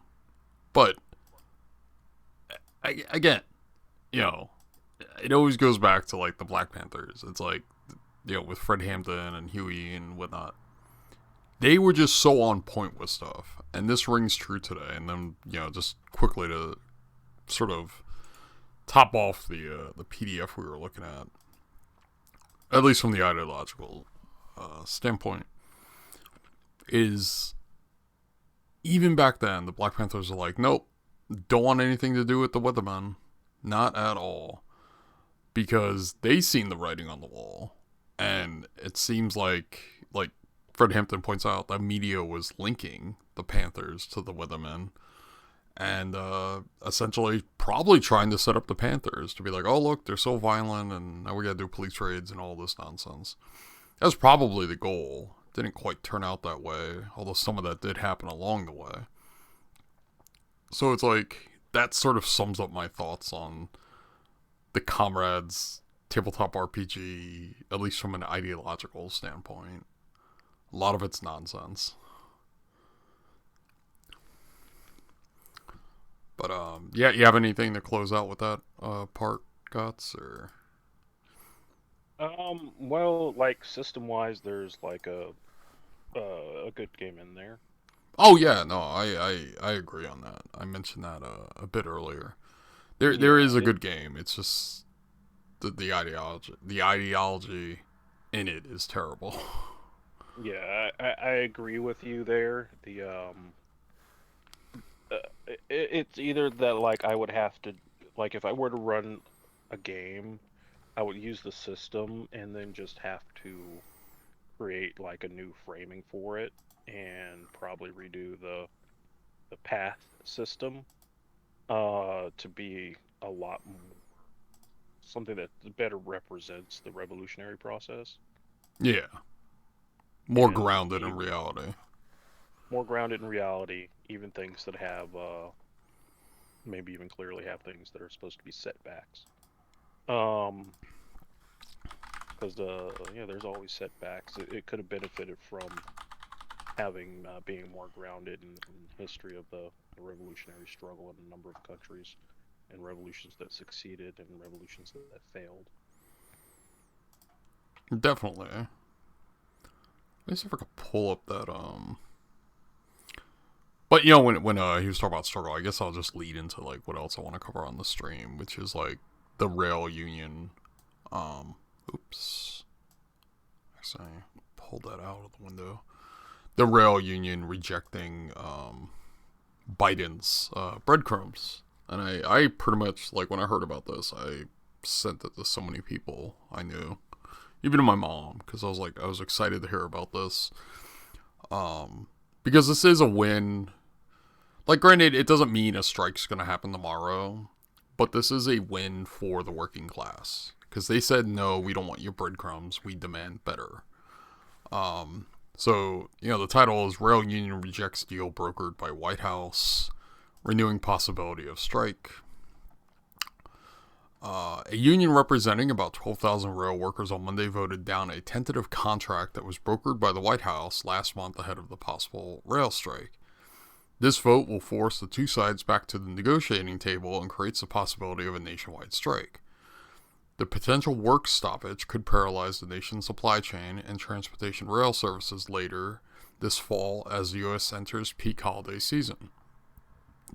4 unions have ratified contracts based on the agreement brokered by the White House, while 7 have votes pending on the deal. The 11 unions represent about 115,000 rail workers. The 2 largest rail unions, the Brotherhood of Locomotive Engineers, Trainmen, or BLET, and Smart Transportation Division, or Smart TD, which make up roughly half of the rail workers, are set to finish voting in the middle of next month. The Brotherhood of Maintenance of Way Employees Division of the Teamsters, or BMWED, rejected the tentative contract due to frustration with the compensation and working conditions, particularly a lack of paid sick days, which anyone who's paid attention to this knows that was one of the major reasons they were threatening to strike to begin with. They don't have any paid sick days. None. Not even 1 or 2 a year. They have nothing. So, and the compromise from the White House was, oh yeah, no paid sick days, but all these other things. President Tony Cardle said in a statement on Monday, "Railroaders do not feel valued," Cardle said. "They resent the fact that management holds no regard for their quality of life." The tentative contract includes a 24% compounded wage increase and $5,000 in lump sum payments, as well as significant increases to the reimbursements of travel and away-from-home expenses for the roughly 50% of BMWED members employed in traveling roles, the NCCC said. American railway companies and unions reached a tentative labor agreement last month amid the threat of strikes. That agreement came after 20 consecutive hours of negotiations led by U.S. Secretary of Labor Marty Walsh at his office in Washington, D.C. The agreement improved the time-off policies at the rail companies, which made up a key sticking point in the negotiations. BLET and Smart TD said in a statement last month, a potential strike could lead to $2 billion a day in lost economic output, according to the Association of American Railroads, which lobbies on behalf of railway companies. Rail is critical to the entire goods side of the economy, including agriculture, manufacturing, retail, and warehousing. Freight railroads are responsible for transporting 40% of the nation's long-haul freight, and a work stoppage could endanger those shipments. The artery of the U.S. economy is the rail system. It's one of the ways we get everything around. 1/3 of everything gets around this way. And when you cut it, you have a stroke. Diane Swank, chief economist at global tax firm, blah, blah, blah, ABC last month. So this is exciting news. And we're going to watch a video in a minute because you could tell even the newscasters are a bit nervous about this.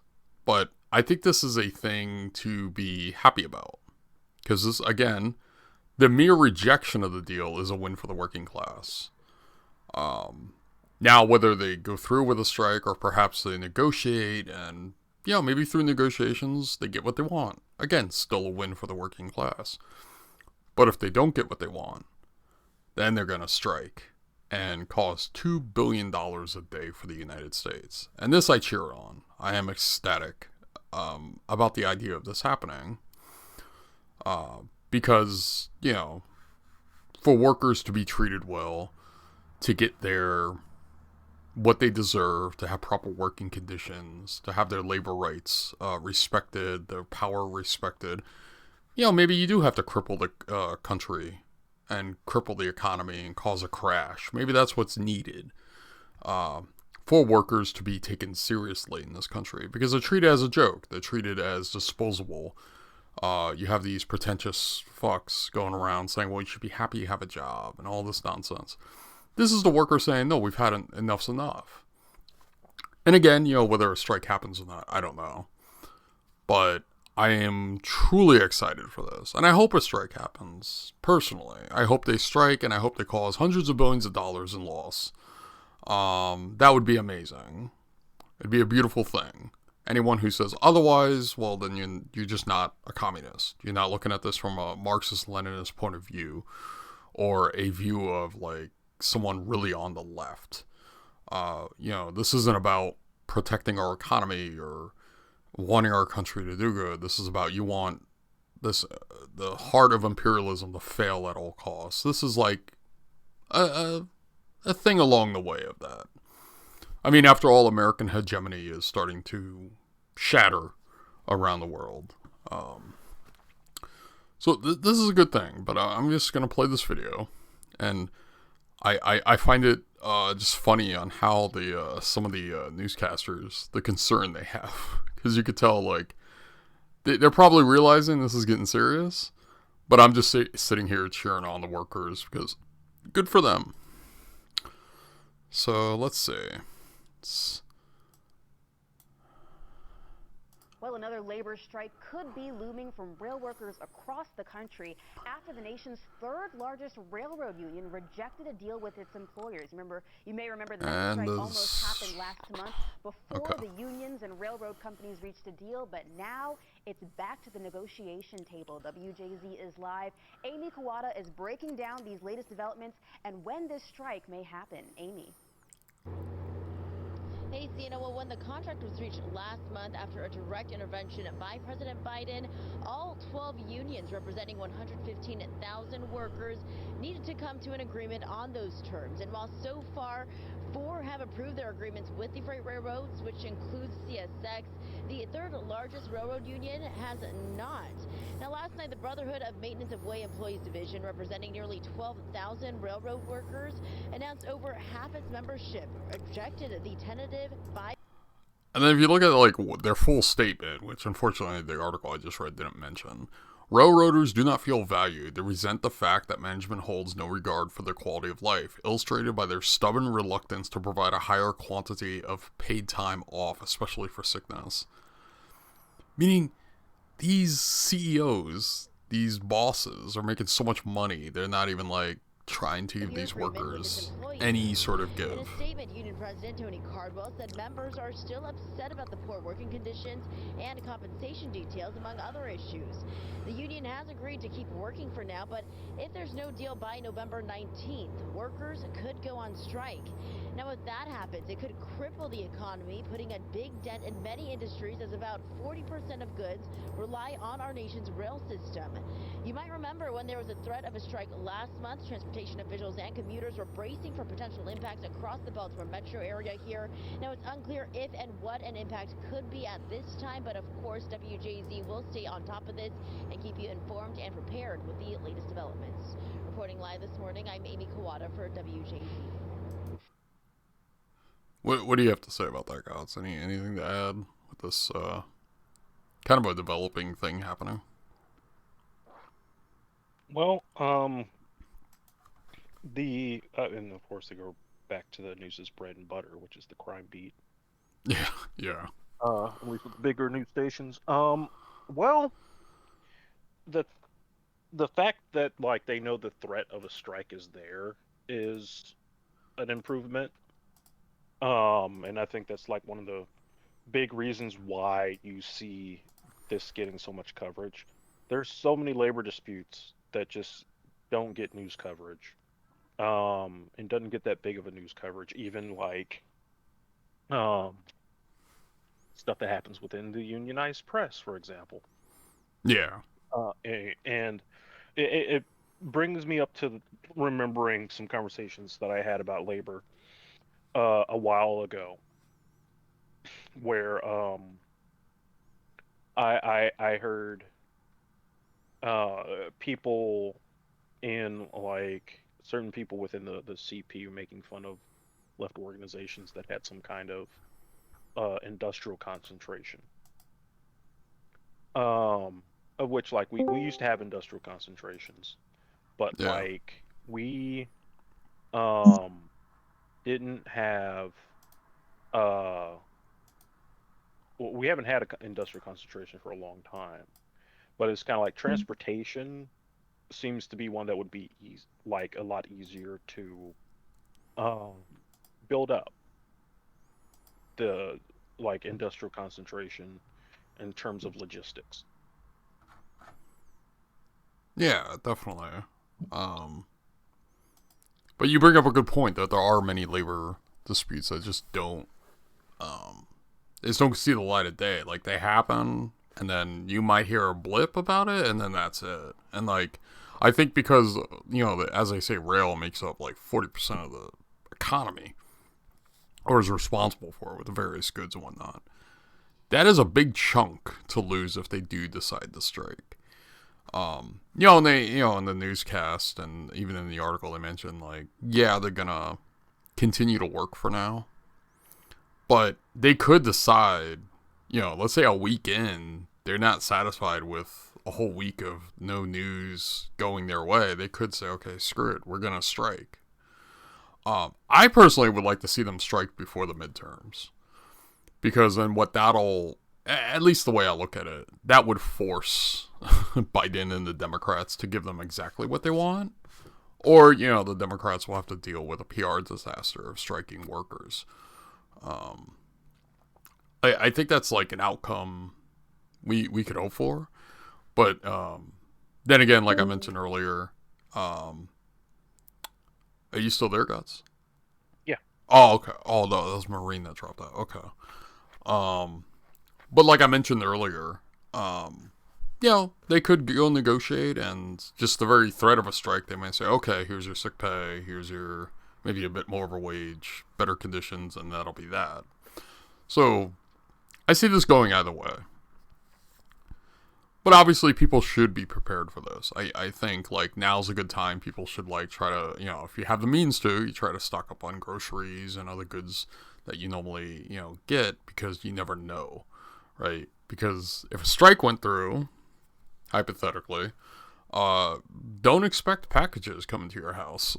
Like, there's a good chance you won't really be able to order stuff online. Like maybe in some areas you could order stuff and still get it, but a lot of that travels by train. Also supermarkets, they're probably going to be short on a lot of goods. So it's like, to me, whether it happens or not, now's the time to stock up. And that's something I think anyone who watches probably the VOD of this, because it's weird. I get more people watching my VODs than the actual streams. I think that's just because I'm inconsistent with my times. But that would be my advice to anyone, like, hearing this, is like, stock up now. Doesn't mean you go like doomsday prepper mode or anything. It's just like, look at this logically and say, okay, I should probably maybe buy a little bit extra food, extra supplies, just to have in the house. Because if a strike happens, you might hear about supermarkets running out of XYZ or whatever. I'm excited for it personally. I'm glad to see workers start using their labor, and to add to this, what I would like to see. Now, granted, this is, I doubt it would happen, but like, what if the longshoremen joins the railroad workers in solidarity and said, yeah, we're gonna strike too, Now you're looking at like they thought the economy would be bad before, it would like just fall apart. And I think it's like a lesson for people, and I would hope stuff like this maybe gets people interested in like reading history, understanding labor history, looking at books like Trade Unionism from William Z. Foster and stuff like that. Just sort of like, because it's an exciting time. Like, it's scary in one way because times are going to get rough, but this is like an example of workers saying enough's enough. And these people make the country run, yet they're treated like garbage. So, I don't know. I hope they get what they want. That's pretty much where I stand. You always have to have solidarity with the workers. And if they don't get what they want, then I hope they strike and cost the country hundreds of billions of dollars, if that's what it takes for them to get what they want. But that's pretty much, my position on the whole thing. But that was like, that was the big news today. I'm not sure if there's anything trending at the moment. I might just take a quick look at Twitter, the Hellscape site. Yeah. Yeah. Because sometimes, something might be happening. I don't know. Some of these I'm not even going to bother looking at. Because it's like movie things trending and like political figures. Kanye West. Oh, no. I'm not talking about Kanye West. Oh, God, no. That's what he wants you to do. Yeah, I know. I seen the whole... There's a few YouTubers I follow who did comment on it. This one girl I follow, she had a good video on it, but like, nah, I don't want to talk about Kanye West. Like, Jesus Christ. God damn it, Hassan. Or the artist formerly known as Kanye. I think the name is now is Ye. Ye? Yeah, like if you're reading like the King James version of the Bible. Yeah. And it's like Ye, as in you, as in us. I had listened to a little clip of that. I just seen him with the picture. He had like the White Lives Matter shirt on. And I was just like, oh my God. I was just like, what is wrong with you? Yeah, I'm not seeing anything pop up. Just like memes and stuff on the timeline. What's Serbia? You got to do a review of the Yeezy cleats. No. That's awful. That'd be awful. Just the bridge. You want to get your numbers up, you got to do that celebrity gossip. Celebrity gossip, do the clout chasing. I mean, there's a lot going on with NATO. I do have a video queued up for that. From Jamal Thomas, which, I mean, I think he's an okay, like, reporter. He's not, like, far right-wing or anything like that. He proclaims himself to be a progressive, so it's like, give or take. Give or take that, right? It's sort of like anyone could say they're progressive, but he's pretty good with his reporting, though. But if there's something on there people disagree with, it's like, okay, I'm not like doing a full endorsement of the guy. I'm just saying like this particular take the guy has on NATO-powered Ukraine claims territory, but it's on borrowed time, and so is Europe. And I think this is very relevant because Ukraine or NATO terrorists just attacked the Crimea Bridge. That happened. Prior to that, the gas pipeline was attacked. And, America's kind of like, ooh, I wonder who did it. It's like, we know you did it. Like, we had naval equipment in that area when it happened. So it's very strange to act like you didn't do it. But anyway. And then, there was, what was it, yesterday? I think Russia retaliated. Right? They retaliated. They attacked various cities. It's just horrible. It's like, war sucks. And I'm anti-war. I'm not one of these people that treats this like a sporting event. But people are shocked that Russia retaliated. And it's like, yeah, you blew up their pipeline and took out a bridge. So they're going to strike back. Welcome to war. So this kind of goes into like various things. So I'll just like start the video. And it's not long. It's like 12 minutes. I'll try to comment on like whatever pops up that I find interesting. So let's say. And I would like to talk about our world in context. I've said before on multiple occasions, I don't care if they try to say... For context, this guy is part of Sputnik Radio. So you could, like, give or take however you feel about that. Whoever's, like, watching this or whatever. So, you know, on Sputnik radios, you know, from Russia and whatnot. But regardless, I still think the reporting in this video is rock solid. Zelensky is the greatest Jew that ever walked the earth, with the exception of maybe Jesus, and I know some people would even doubt that. I don't care if some people think that Joe Biden is steady hand on the tiller and all of this other stuff, and European leaders are just doing the best that they can for Ukraine. That is not really the world as it stands today. Yes, that may be the way they talk about it. No, that is not necessarily the world the way it stands. Let's start in Ukraine for a moment. Ukraine is starting to make multiple offensives. And they've been doing this basically because they have a manpower advantage at the time where they can basically hit multiple points on the line and they can make these probing attacks at finding certain areas in order to invade. This is not the same Ukrainian army that initially started this war. This is basically Ukraine with NATO-fied. It's basically a NATO military, NATO armaments, NATO capabilities in regards to intelligence and everything else with Ukrainians at the helm. Okay, now the newspaper is going to be triumphant. Yes, the Ukrainian military has started to take back territory. The Russian bear is weakening and the military is degrading. But is it true? All things being equal, when Ukraine was in positions, let's say in Severodonetsk, for example. And that is something we need to take into account because, like, our media is going nuts. Like, Ukraine takes back a tiny territory and everyone's like, oh my god, the Russians are losing. And, you know, it's kind of ridiculous, but I'll just play the rest of the video. He points this out very well, though. They retained their men there. They kept their people there, holding on to every patch of land and getting decimated in the process.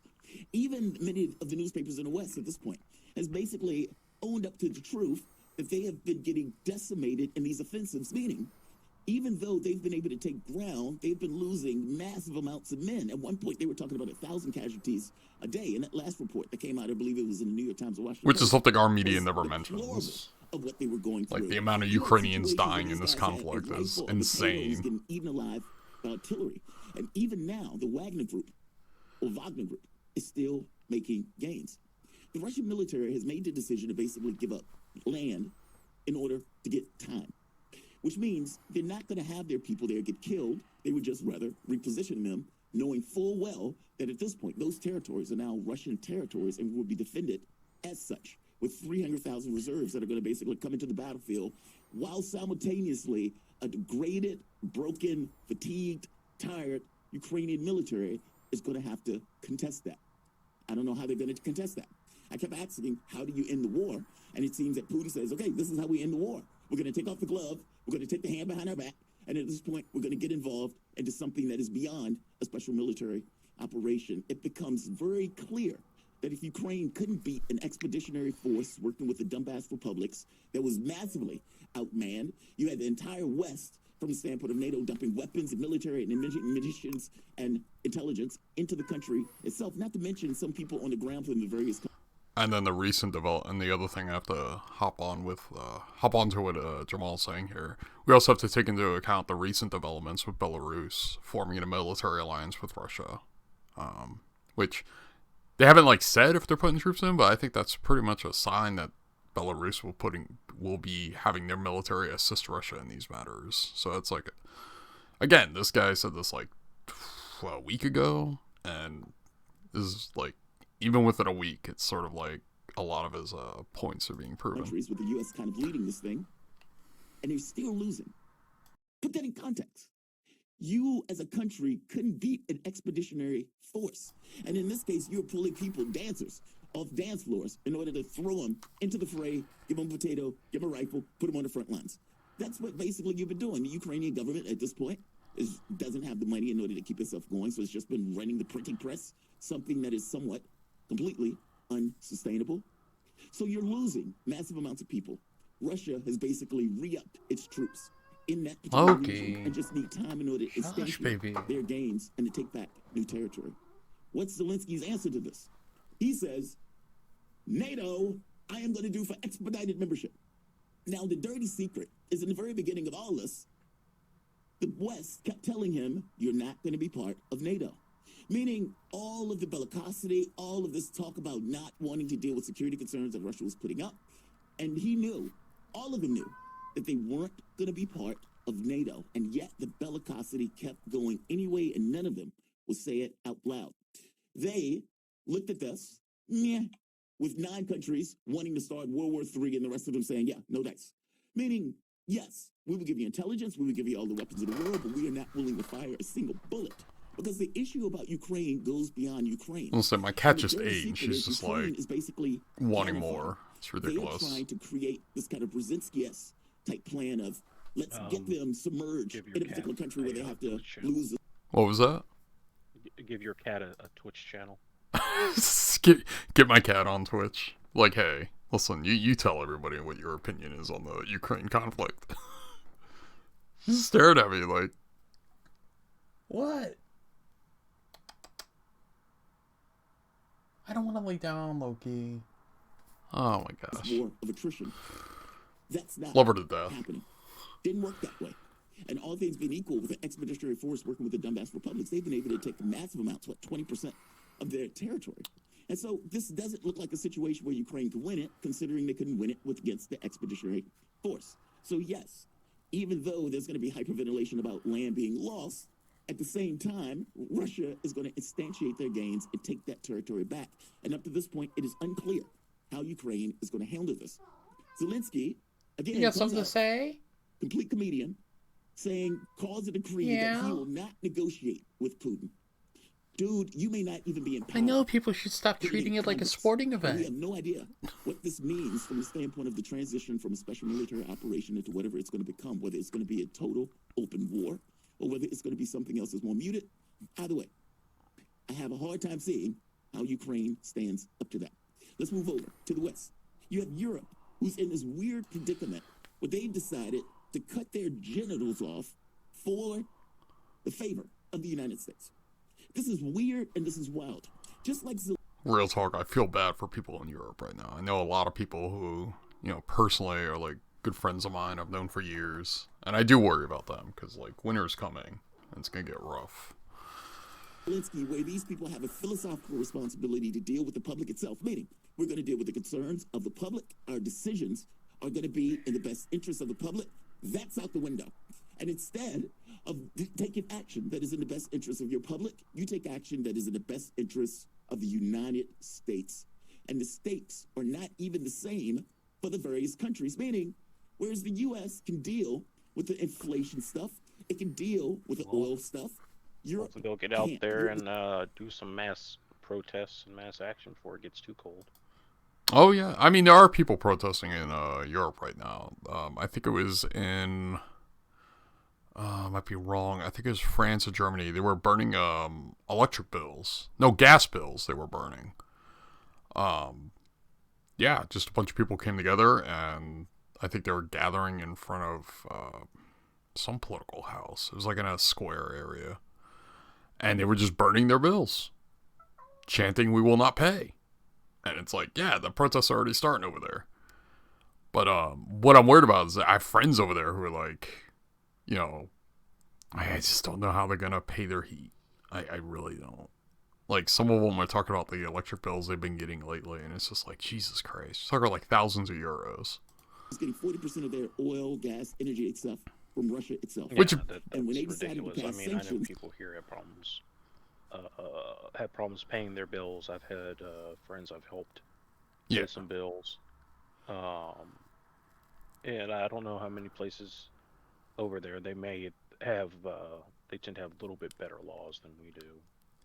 But, like, there's places that don't have laws where, like, if it's -40 outside, they can still shut your heat off if you ain't paid. Yeah. I don't know how... Yeah, I was going to say, like, I don't know how bad it's going to get over there. I just hope it doesn't get to that point. Like, I don't want to hear from any of my friends over in, like, England, for example, that, oh, yeah, our electric shut off, or we have no gas, or... Because that would be terrifying to me. And I'm just one person. There's not much I could do in that sense. Although, the ones I do know, they all tend to have, like, decent jobs. One of them's a game developer. So it's like, they make money. But, if it gets to a point where, despite making money, if you can't afford it, then there's a problem. Plus the rising cost of food and... A wood stove. I'm sure there's probably. I'm sure they're probably thinking of that. Like, I wouldn't be surprised if, you know. I think the one I know who's because there's two of them. I've known really for a long time, and they live in England, and they're a trans couple, and one of them's a game developer. I wouldn't be surprised if they already have like a wood stove, but that I don't know. But then there's others I know who are like disabled, and it's like, you know, in that situation, there's not a whole lot you can do because you're relying on the NHS, and I forgot what the other thing is that gives you your allowance per month on disability.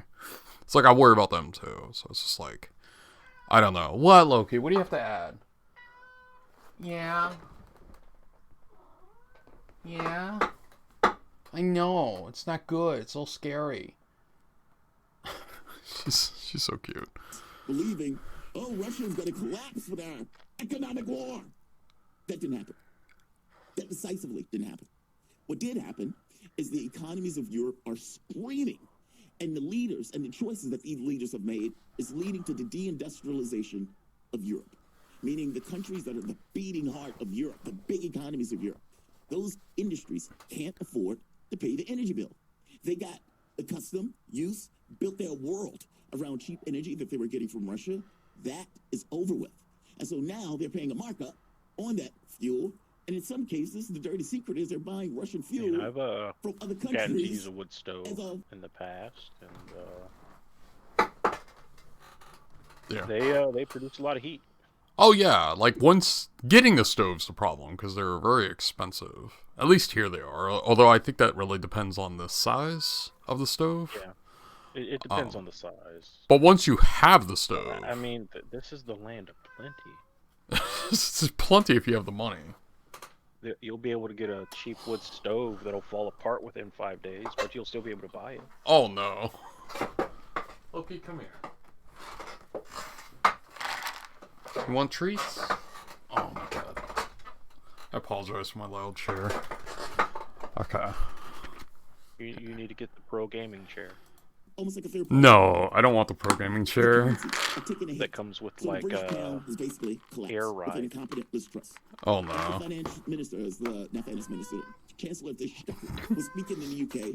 Now The she's pound like was happy. basically dropping. It's like, oh yeah, Every food. word, the pound dropped a little bit more to the point where it was near parity with the dollar. Alright. Astonishing.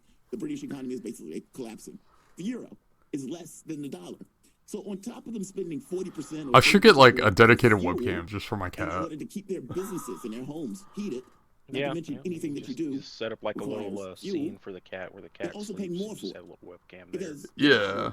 is much stronger or has gotten stronger against their own currencies.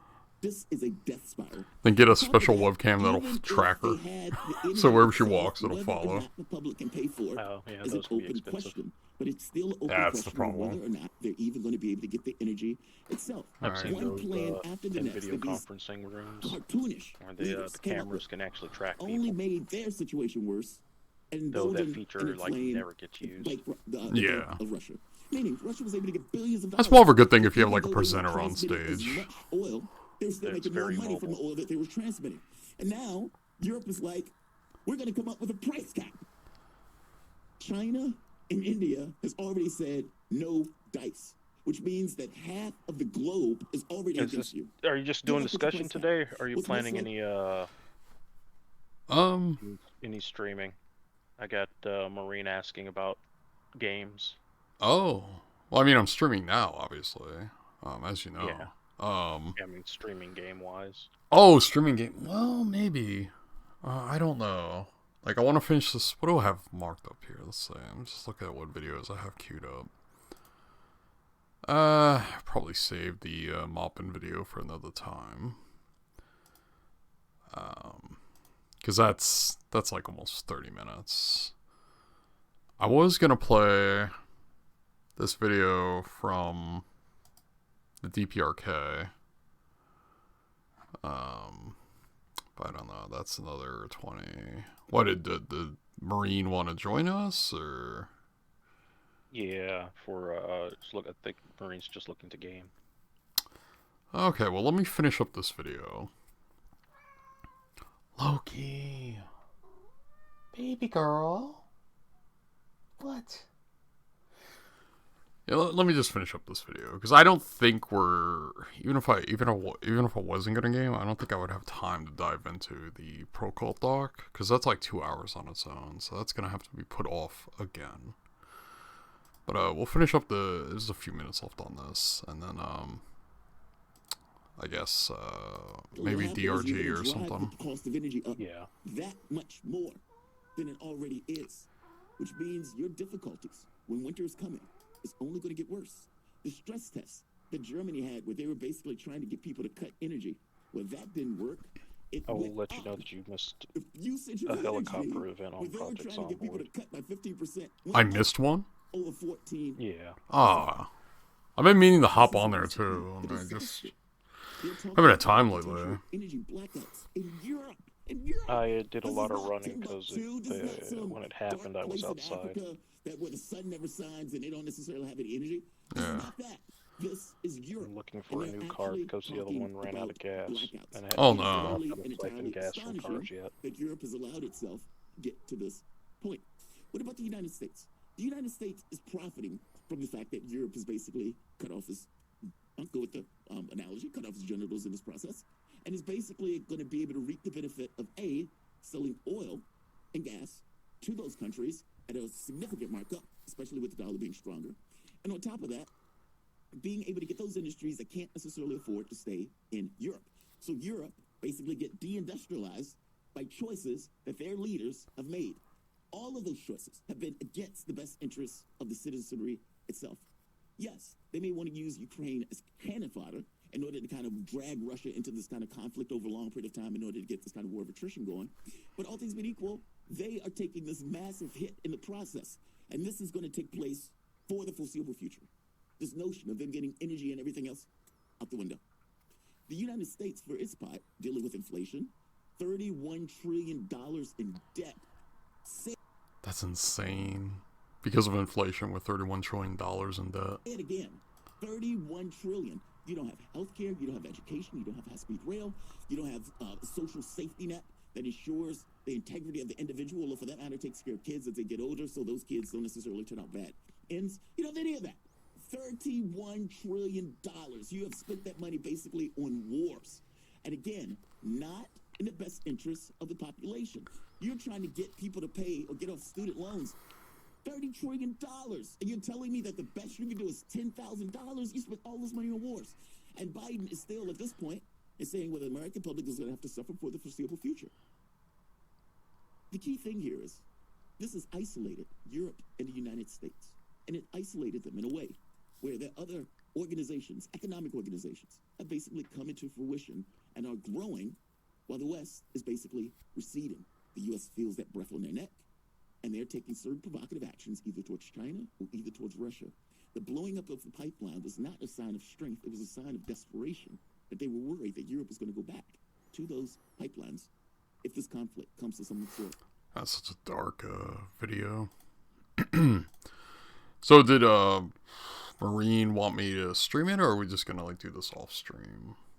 I don't. I think Marine just wants to play.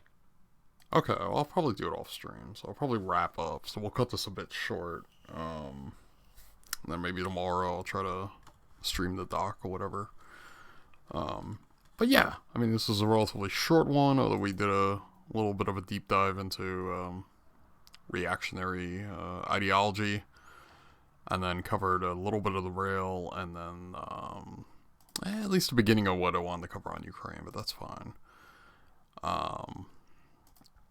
So anyway, I think those lurking, watching, hanging out, watching the VOD, but y'all take care and have a good day.